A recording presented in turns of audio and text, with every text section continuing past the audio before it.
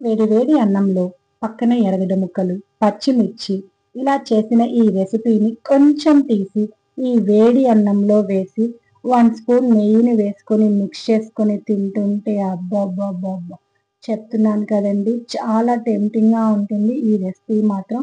Village స్టైల్‌లో ఈ recipe చాలా బావుంటుందండి. తెలియకపోతే మాత్రం తప్పకుండా ఒకసారి ట్రై చేసి చూసేసేయండి. చాలా సింపుల్‌గా కూడా చేసేసేయొచ్చు. ఈ రెసిపీ చూసేదానికి ఒకేలా కనిపిస్తుందా? అలా అయితే మీరు పప్పులో కాలేసినట్టేనండి. సేమ్ ప్రాసెస్‌లో 3 ఫ్లేవర్స్ తోటి మనం ఈజీగా ఈ రెసిపీని అయితే తయారు చేసేసేయొచ్చు. మరి లేట్ చేయకుండా ఈ ప్రాసెస్ ఏంటో చూసేద్దామా? సరే, ముందుగా అయితే స్టవ్ ఆన్ చేసి కడాయిని పెట్టుకొని 2 స్పూన్ల ఆయిల్ వేసుకొని వేడి చేసుకోవాలి.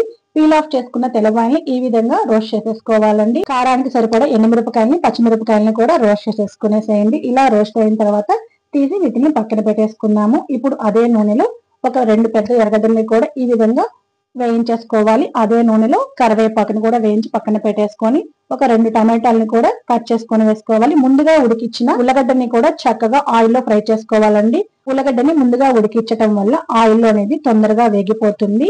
ఉల్లగడ్డ పీసెస్ అనేది పెద్ద పెద్దవిగా అనిపించాయి. అందుకే ఈ విధంగా నైఫ్ సహాయంతో చిన్న పీసెస్ గా కట్ చేసుకుంటున్నాను.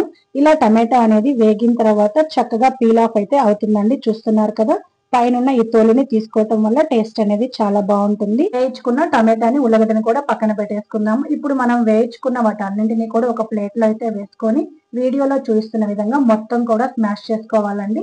ఇక్కడైతే ఉల్లగడ్డ లేదు, మిగతా అన్నింటినీ కూడా వేసుకునేసి చక్కగా స్మాష్ చేసుకుంటున్నాను.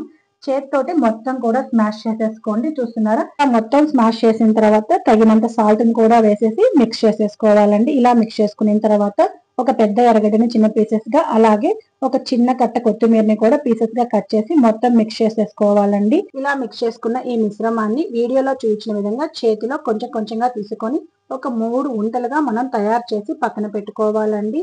ఇలా 3 ఉంటల్ని తయారు చేసి పక్కన పెట్టుకునేసిన తర్వాత మిగతా ప్రాసెస్ ఏంటో వీడియోలో చూసేద్దాము. చూస్తున్నారా, ఇక్కడ మిగిలిన ఈ మిశ్రమాన్ని 2 భాగాలుగా డివైడ్ చేసుకుంటున్నాను. ఇలా డివైడ్ చేసుకున్న ఒక భాగంలో ముందుగా ఉడికించుకున్నాం కదండి, ఉల్లగడ్డను అయితే వేసేసి చక్కగా స్మాష్ చేసేసుకోవాలి. స్మాష్ చేసుకున్న తర్వాత వీడియోలో చూపించిన విధంగా వీటిని కూడా ఉంటగా తయారు చేసి పక్కన పెట్టేసుకున్నాం. ఈ మిగిలిన ఈ భాగంలో ముందుగా ఉడికించి పక్కన పెట్టుకున్న కందిపప్పును కూడా యాడ్ చేసేసి ఈ మిశ్రమాన్ని మొత్తం కూడా మిక్స్ చేసుకున్నాం. కందిపప్పుని ఉడికించుకునేటప్పుడు నీళ్ళు అనేది లేకుండా ఉడికించుకోవటం వల్ల ఉంట అనేది ఈజీగా వస్తుందండి. ఇలా రెడీ చేసుకున్న ఈ వంటల్ని వేడి వేడి అన్నంలో కొంచెం ఎర్రగడ్డ ముక్కల్ని పక్కన పచ్చిమిర్చి కాంబినేషన్ లో తింటుంటే చెప్పాలా అండి. నెయ్యి వేసుకోవడం మర్చిపోవద్దండి. ఇంతకీ మీకు ఈ మూడింటిలో ఏ ఫ్లేవర్ నచ్చిందో కామెంట్ చేసేసేయండి. వీడియో మీకు నచ్చినట్లయితే do subscribe for more videos.